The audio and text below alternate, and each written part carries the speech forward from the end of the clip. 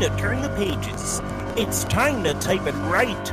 It's time to get things started on the most booktational, inspirational Once Upon an Author show.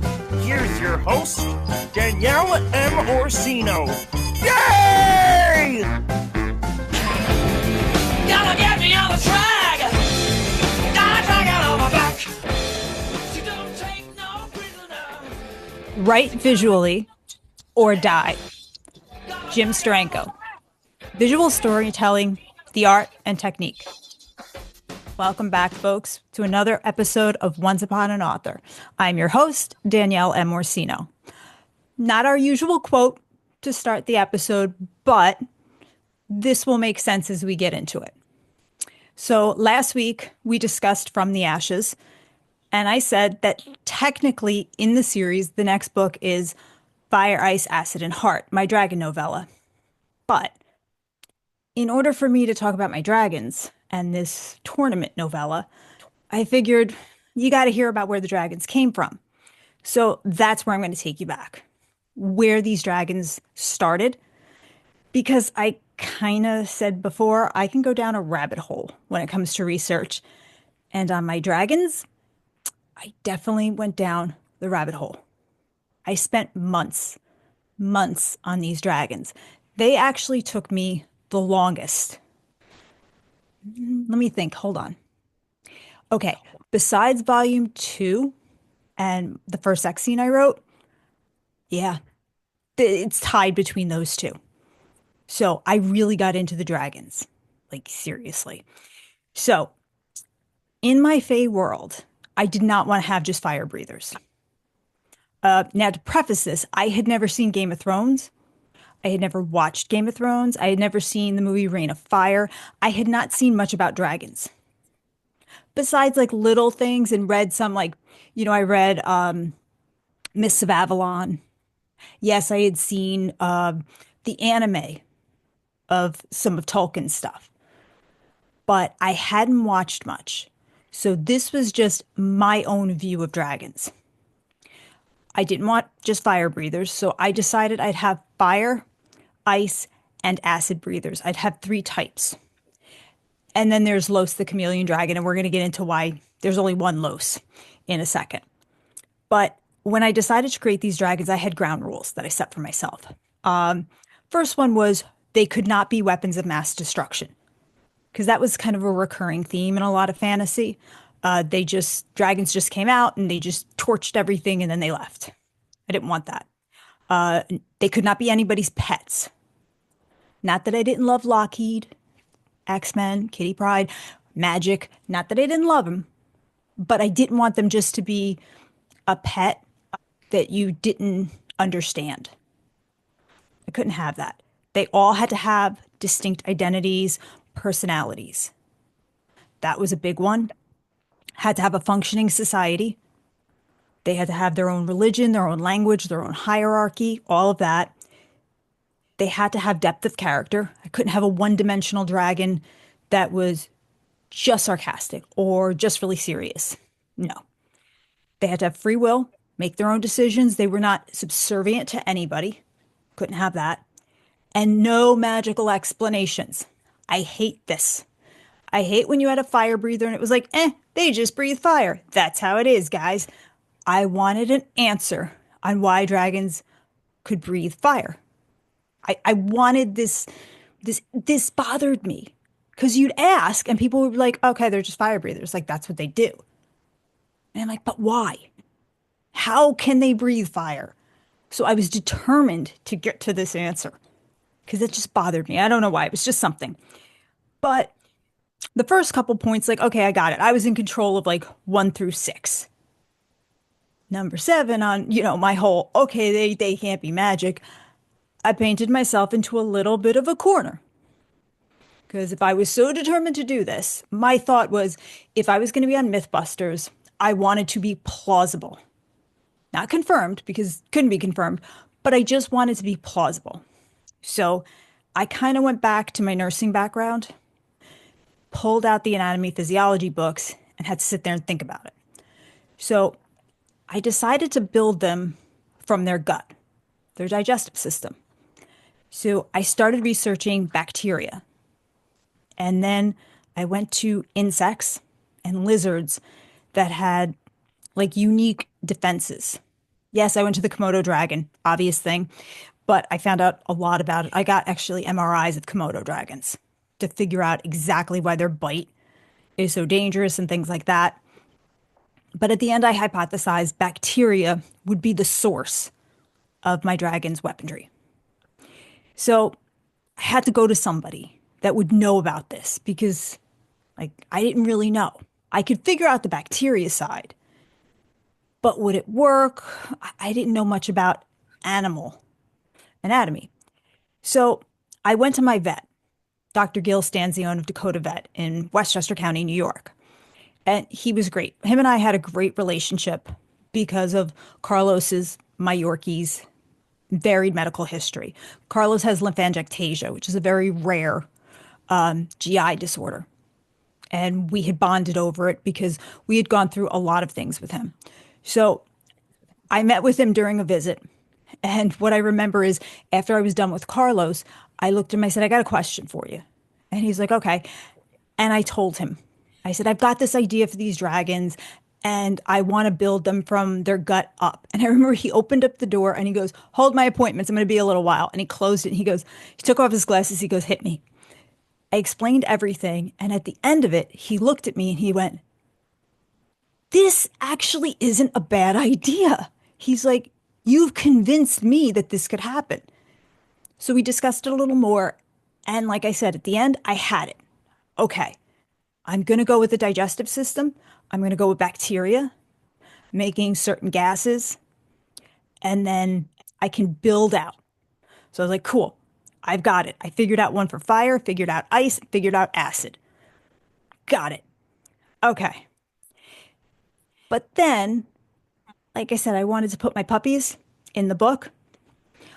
Now, Penelope, I'm going to get to later on because Penelope is not a dragon. She is a white deer, but there's something special about her. We're going to talk about her later. Right now, we're going to get to Carlos.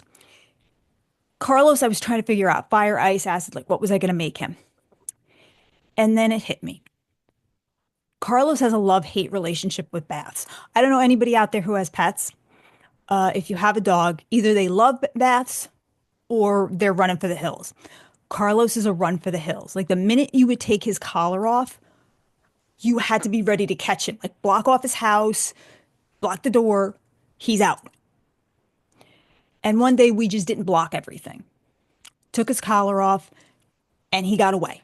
He's in the apartment somewhere, we don't know where. We spent 10 minutes looking for this dog, like panicking maybe he did get out somehow. Now, Carlos is 10 pounds max. 10 pounds. Cutest little Yorkie in the world. But we couldn't find him. And then we notice his toy bin is knocked over. And he had a big toy bin. They both did. And Penelope, my Chweenie, is staring at it. And she's kind of giving us this look like, are you really that dumb? And she's looking back at us, looking at the toy bin. Back at us to the toy bin. And she's like, guys, hello. So we go over to the toy bin. And I'm going to show this picture on YouTube because it is the cutest little picture in the world. Carlos had knocked it over and climbed into the toy bin. And for all of those who are old enough or have seen E.T., he pulled an E.T. He blended perfectly with his stuffed animals and stared straight ahead. He'd been there the whole time. Penelope found him. We didn't. Now I'm staring straight at the dog. And I'm like, Carlos, let's go. Do you know that little thing didn't even turn around? He did not blink. He stayed perfectly still. I don't know how he knew to do this. I can't explain any of this. And it was funny because we were laughing at him and he just held it. He looked like a little stuffed animal. And then it hit me. Carlos blended so perfect. I had Carlos the chameleon dragon. That was it. He got his bath that night and, everything. But it just clicked. Los was born. But I would then go into everything else with making him a real chameleon dragon. Like I studied the chameleons, but yeah, cutest thing in the world. I'm going to show that picture because you have to see it to believe it. We took a picture of it because we couldn't even believe it. Adorable. But now that I had that, I knew what Los was going to be. Los the chameleon dragon, I now had to start building these dragons. So I started with my fire breathers.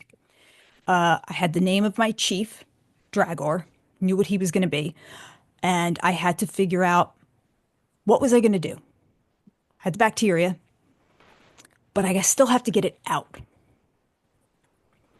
So what I came up with was I looked at a fireplace billow. You know, that little, looks like a little accordion thing. And I thought, well, what if I had two on each side? And I had plating. And I looked at a fanned iguana.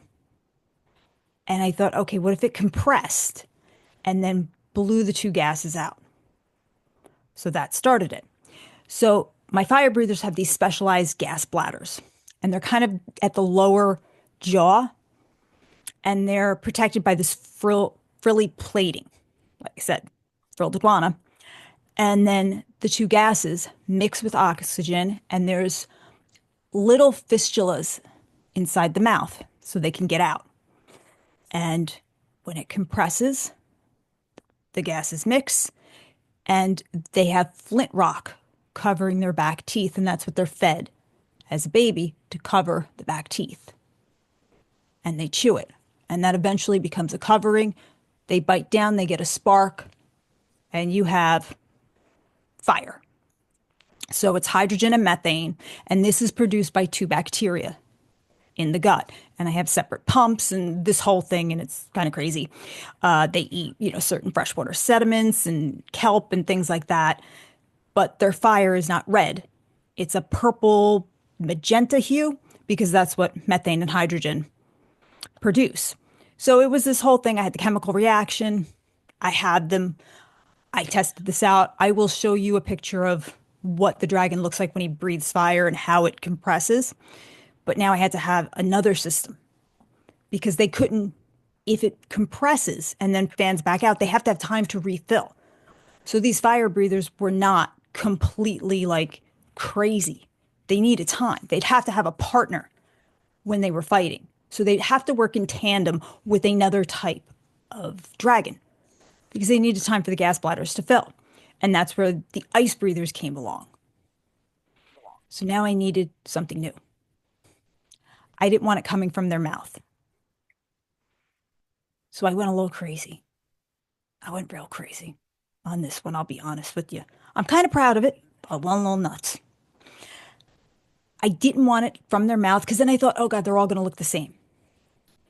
So I started studying liquid nitrogen, how you get the stream, and it's pressurized and all these things. So I thought, how am I going to do this?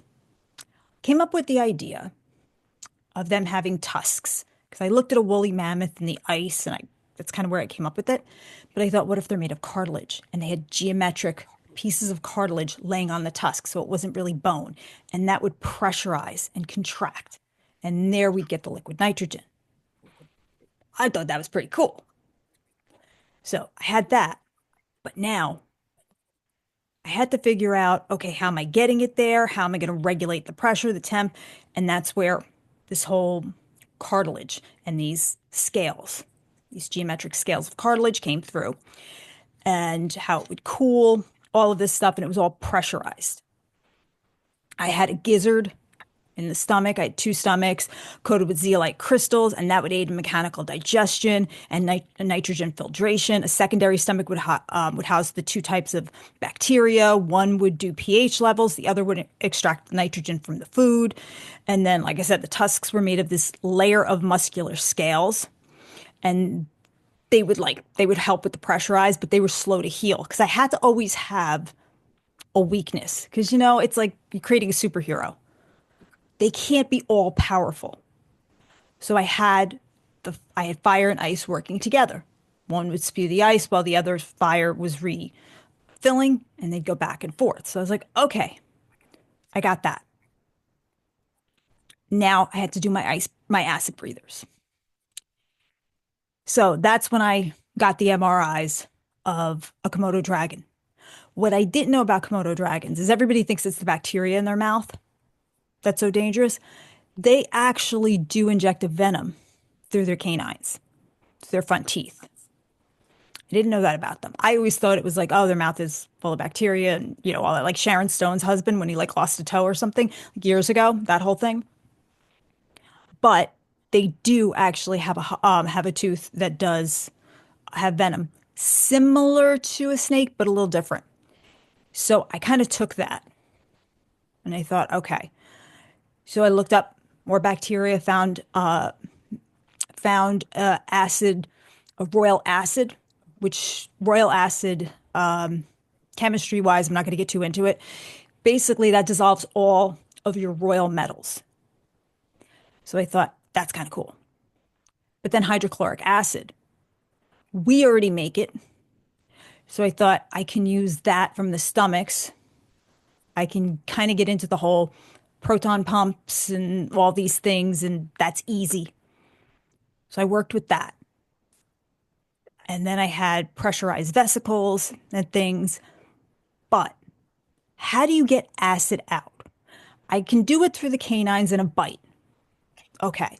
But I wanted something really cool looking. Because right now I got purple fire. I got ice tusks. I didn't want the acid breather to be like, wah, wah. I needed something cool. So I found some lizards and frogs that have retractable fistulas.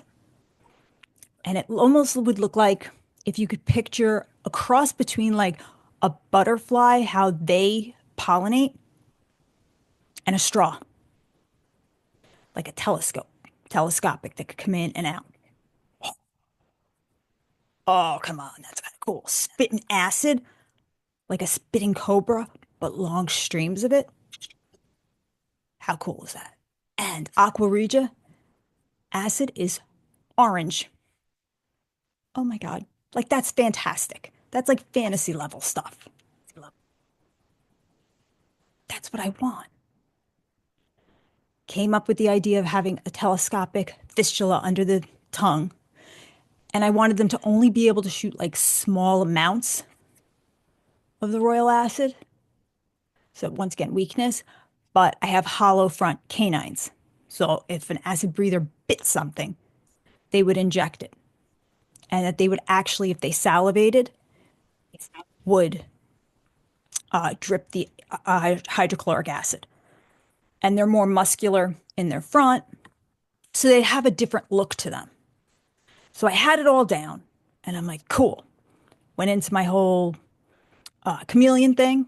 I got into the iridophore, I hope I pronounced that right, cells. And I found out, like for chameleons, see chameleon dragons, I'm already living it. They contain nanocrystals, and the way the nanocrystals are spaced, closer or further apart, that's how chameleons actually manipulate light. And that's how they change color. Wavelengths. So blue, red, it's all based on wavelengths and light apart and all these things, how the light reflects. So I thought, okay, and pH balance. I'm sure ladies out there, anybody out there who's tried like the pH cheek, blush, or lipstick where it changes based on your temperature, same thing. So we kind of threw that all in together and we got Los the Chameleon Dragon. So everything was now together. I had it. I knew how they were going to work. I could build them from their stomachs. I knew how the defense mechanisms were going to get out. But I didn't know what they were going to look like. So that had to get done. Now, what I did was I sat down and I did think of a couple little things. Like I wanted a membrane, a clear membrane, or so the dragons, when they spewed anything, could still see. Because I'm thinking if they're like crunching down or bearing down, they'd close their eyes. But I wanted them to be able to see. So I had things like that. Clear membrane, or if they're, if they dive for anything, they still have to see, kind of like a shark when a shark bites down. So I started pulling things from the animal kingdom. I thought if a dragon's spewing fire and it clicks the back teeth and sparks, I put shark denticles in their mouth. Shark denticles are so hard. They're one of the hardest materials for an animal for a skin. So I thought that would protect their mouth from burning. So I started kind of like I said, pulling things. Sharks were a big thing. I did not realize how complicated sharks were. I mean, I watched Shark Week like all of us, but heck, we're watching for the great white shark to like jump out of the water and we're like, oh my God, kind of that thing. And then you hope the seal doesn't get bit and you don't want to keep watching because you're praying that the seal, makes it out okay, but we all know the seal ain't making it out okay, that thing. So that's about as much as I knew about sharks and scared me enough to not want to go in the water anymore. But that was as far as I got. So I kept doing more research and pulling from sharks. I was like, all right, cool. I got that. But how big were they going to be? I hadn't figured that out. And look, I don't need Neil deGrasse Tyson calling me up and saying this will never work. Because at this point, he was on his big, none of this works thing. I know he'd gone after Game of Thrones. He was going after every fantasy creature and just myth busting all of it. And I just didn't need him bursting my bubble at this point. Because my dragons were looking pretty cool in my head, but I didn't know how big they were. I still had to get them to fly. I had to think about colors and what was going to make them unique from everything else you see out there. I mean, you could buy a dragon statue on Amazon. They all look the same. I wanted them to be intimidating, but like I said, realistic. I knew I didn't want the size of 747s, but they still had to carry a fae. So now I had to go out, measure the size of my fae, which I hadn't planned on doing. How much does a fae weigh? How many fae would I have on a dragon? 2, 3, 1? How's that going to work? This meant math. For anybody who knows me out there, I don't like math. I am dyslexic. Math is not my friend. My husband, on the other hand, if he could go to an Excel spreadsheet competition, he would. He loves math. Me, not so much. So, it was time to bring in the big guns and start figuring out what the size of these dragons would be before I could even think of flying. We're not going to get into flying today because I have so much more to talk about when it comes to just these dragons that we're going to have to take this into part 2 for next week because just designing my flight and size is going to take me, I don't even know how long, and I have more stories to go about that. So we're just going to jump into the writer's reflection right now, and then we're going to come back to all this next week, and I'm going to tell you how I got him to fly because I did get him to fly. But here's the thing. Writing dragons, it's not just about creating something cool. It's about running free and asking the most ridiculous questions you can imagine. Like, for me, can a dragon breathe fire without magic? What is their society like? Which we'll get into next week as well. And it did take a long time. All in all, this took months. I did have to ask for help. But as a writer, you do have to ask yourself ridiculous questions. You have to be willing to go there. I know everybody wants to make it authentic. Like I said, I'm totally guilty of that. Look at what I just did. But you have to find joy in it, and you have to be willing to be a little bit of a kid, regardless of what you're writing. If you're writing murder, mystery, thriller, whatever, you have to kind of let your mind wander and ask those dumb questions. In your head, you're like, why am I even thinking about the membrane over an eye? But you have to kind of get into those details and be willing to ask the questions. Because later on, it's too late. The book is published. You don't want that comic book man from The Simpsons coming up and being like, on page 32, paragraph 5. You don't want that. You want to know you're thinking one step ahead. So as a writer, think one step ahead. Just ask the dumb question. You're the one doing it. It's only in your head. Who cares? So just have fun with it, whatever you're creating. But before we close this chapter, I want to ask everyone else, when was the last time you let yourself create something just for the joy of it? Just to have fun.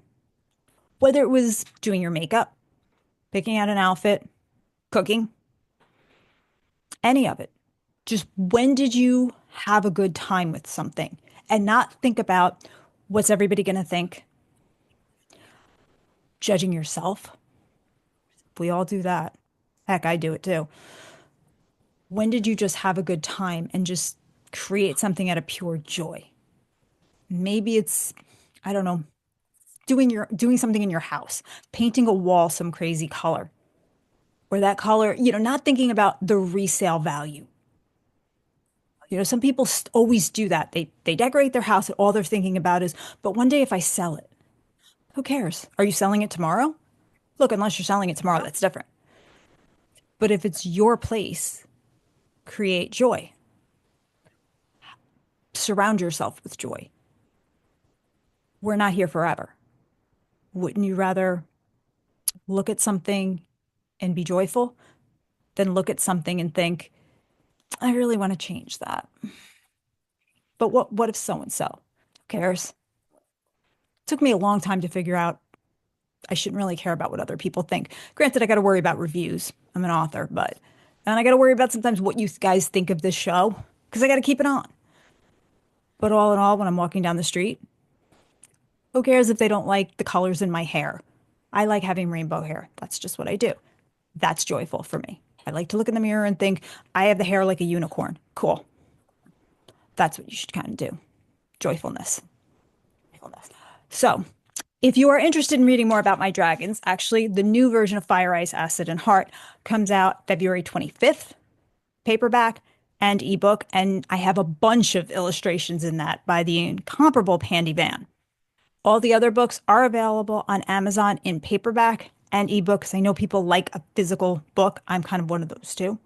So you can always go to Amazon, get the ebook, and the paperbacks are available wherever books are sold. If you just want to check up on what's going on with the Fae, you can reach me on Instagram at daniellemorsinoauthor, or you can always go to my website, daniellemorsino.com, check things out there. If you want to see all the illustrations from this show, you can go to my YouTube channel, Danielle M. Orsino, check out the show, binge it a little bit, and you'll see some of the extras that I talked about. Now, next week, we will get into how I got these dragons to fly, and it kind of took a while. See you guys next week. Thanks so much.